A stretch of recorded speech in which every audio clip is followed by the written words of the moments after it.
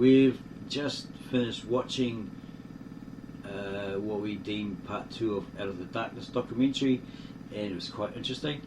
And we went back to the first one, volume 1, and listened to it again, and we suddenly had an epiphany.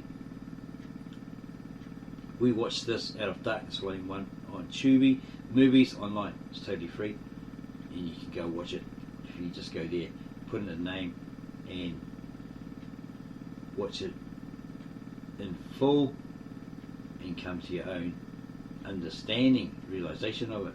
Sorry we can't provide the link because we had a copyright strike prior, and it's really messed with our channel. We have to do this and have to do this, one of 3 options to get it back to how it was originally. It's just a really weird concept I've got now. And so we had these epiphanies, or these realizations that we recall numerous ideas, questions, etc. that we've had over the last 5 years or more, which we never followed up on in regards to the stated or claimed original ancient very old Tav Asheri or Asherite manuscripts, hand copied by scribes, monks in Ur-Hai, Edessa, today's modern Turkey, around 800 to 900 BCE. Amongst other things, ideas, questions, etc. that we're pondering, and other religious Bible histories, world histories, claimed facts as established facts, evidences, cultures, etc. We often thought long about the planet Earth we live on and share with millions of others, the actual Earth, consisting of soil, dirt and mud, and its said origins by both the Jews of Judaism, the Hebrews, the Israelites, the Christian theologians, scholars, so-called experts, and the Islamic imams in regard to their holy writ or their holy text, the Holy Quran, etc. We've read the original ancient very old Tav Asherite sacred scribal language, etc. We've read the Noahic story of the flood, found said evidence in a book called The Time Tables of History by Bernard Groen, and remember that the translator Victor Alexander possibly told us through an email or some translation project, that these floods, it wasn't a global flood, it was a disastrous series of floods in the Mesopotamian region.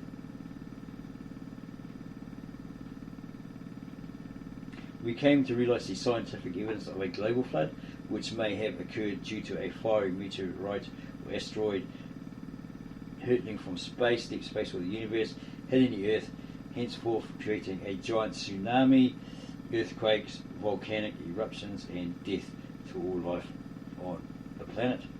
Or, alternatively, a gigantic ice age meltdown due to the same asteroid or meteorite hitting the Earth, or the sun getting too close to the planet Earth, and melting the polar ice caps, and so forth, causing a great global flood which killed all life on Earth, all animals, all people, etc.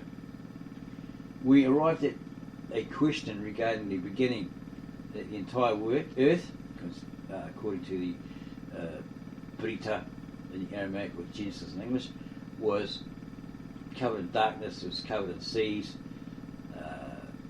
and then one land mass came up from within that sea of seas surrounding it, and eventually when seismic activity over time occurred, the Earth's tectonic plates shifted, they banged against each other, they cracked and caused land separating or land separation, pulling them apart and leaving seas, canals, etc. in between each.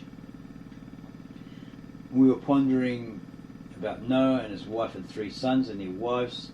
Were they Europeans or white? And if so, where did the black man come from? If the whole 8 of them stepped out of the ark and they were white or European, right? Looking. Or if it was the reverse, so where did the white man come from if they were all black or dark skinned?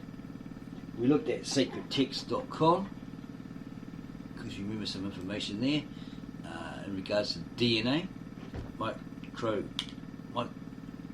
mitochondrial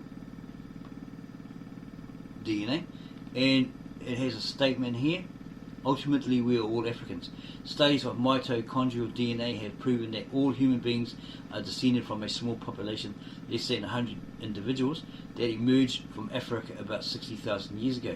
The earliest written religious text, as well as the first documented monotheistic religion, also developed in Africa. During the European Dark Ages, many ancient manuscripts were preserved in African libraries in places such as Ethiopia and Timbuktu. In this section of Africa basically has texts on the traditional spirituality of sub-Saharan Africa, as well as their descendants in the New World at that time. Finding books about African religion and spiritual beliefs in the public domain was not difficult. These books have a great amount of useful information on this topic. Some of them are written before colonialism destroyed or greatly modified aspects of traditional culture. The problem with these works is that they were, for the large part, written by Europeans with their particular biases and agendas. For this reason, sacredtext.com encourage you to read between the lines. The texts provided here are provided for scholarly purposes. They may contain racist characterizations, errors or interpretation, or misrepresentations of traditional culture. For instance, the term kafir, which is used in many of these texts to refer to the Xhosa Nelson Mandela tribe, is now considered derogatory. Dutch South Afrikaans in the apartheid called people Kafirs or Kafirs. It was derogatory, right?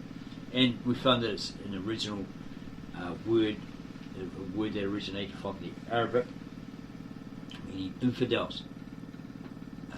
So they probably adopted that word and used it as a racist slur. The page also has texts and books with alternate views, primarily written by African Americans, which in their sacred texts' opinion also deserve consideration. Africa is home to a rich religious tradition, and you can refer to ancient Egypt, Islam and Christianity, and then it has these old books on South Africa and their religious systems, the Kafir, the Xhosa, the people of Nelson Mandela, myth and legends, Western Central Africa, and more. What we actually found reading a lot of these was that they had their own religion. It wasn't Christian based or anything like that, but it was very similar to a god or gods and so forth. These myths, these stories, etc., that they related to the Christian missionaries that came to try and convert them to Western Christianity, who got sick, and these people tended to them, make them better, all this sort of stuff, and so forth. So that's quite interesting there. That says we're all Africans. Studies of mitochondrial DNA have proven that all human beings are descended from a small population. Less than 100 individuals that emerged from Africa about 60,000 years ago. That's the time it took the Australian Aborigines to walk from Europe down to Australia, right? And be indigenous to that, apparently. There was a report that took 6,000 years, but this archaeologist looked at these caves and all this sort of stuff and said no, it took them longer than that. It was 60,000 years, in fact, all this sort of stuff. Yeah, so there's a lot of good information here on different subjects, but we're going back to this particular documentary because we don't know nothing about the ancient Egyptian or Kemetic histories, culture, religion, or belief system. We're led to believe as Christ believers, having faith in Christ, etc., in the Bible, the manuscripts, etc., that why different Christians and churches, denominations out there, that the Egyptians were satanic, they were devil, idol worshippers, all this sort of stuff, because they put a dog, i.e. Anubis, head on a human figure, and they worshipped it. And all these other variations. When this particular person here and the others on this documentary, if they're honest, are saying no, they venerated things they saw in the universe, the night sky, sunrise, sunset, life, death, human beings, their life, all this different subjects. So they were venerating it, they were appreciating it, not worshipping all these many gods as claimed by Western religions, right? They just venerated them. They were in awe of them. So they honoured them that way. They honoured the sun because it provided life, it helped their crops grow, it kept them warm, and so forth. So, that kind of programming conditioning mess with us, right? So that's what we believe because we're told that, we've read that. But when we listen to their documentary, we realise, hey, wow, yeah, okay, so these organised religions probably did take their stories from ancient Egypt or ancient Kemet, as these Pan-Africans often claim, because these stories are very, very similar to the biblical Virgin Mary, the birth of a son who's the saviour of the world, the Redeemer, and so forth, so forth. You have to watch this particular documentary to understand what we're trying to get at. Okay? It really opened our minds to that possibility that it was all African centered, and others like the Assyrians, the Arameans, others that came to Egypt, traded with them, you know, befriended them, all that sort of stuff, probably were influenced by their amazing architecture, artifacts, belief system, religious system, and so forth. So they took what they thought, wow, that's useful. They absorbed that and then come up with their own or near cloned rendering or version of the ancient Egyptian religion, etc., belief system. Yeah, so we were watching it and we thought, wow, yeah, it really woke us up. And then we happened to be looking at a certain figure, right? It popped up on the documentary. We thought, oh my goodness, it can't be. It looks exactly like this particular celebrity, right? I thought, okay, we're seeing pictures of a supposed Egyptian statue that looked exactly like a Barack Obama, the former US president, right? Black president, first black president. We thought, no, this can't. It can't be. It looks too much like this particular celebrity. Okay. So we're going to say, if you enjoyed this video, because we're going to leave it there.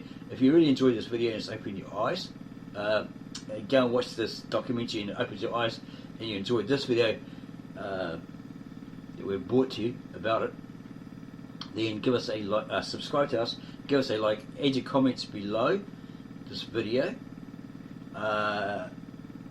and tell us who you think this looks like. It's a certain celebrity that's now departed from us, very famous celebrity. Here's a clue. Okay, so yeah, I'm not going to give you any more clues. You have to put it down in the comments who you think that particular person or this figurehead looks like. It's easy. You can't get it wrong. Yeah, so put it down in the comments after you subscribe to our channel, give us a like, and then go share this video with all your family, friends, and others that you know, and then tell them to go watch both documentaries on Tubi online.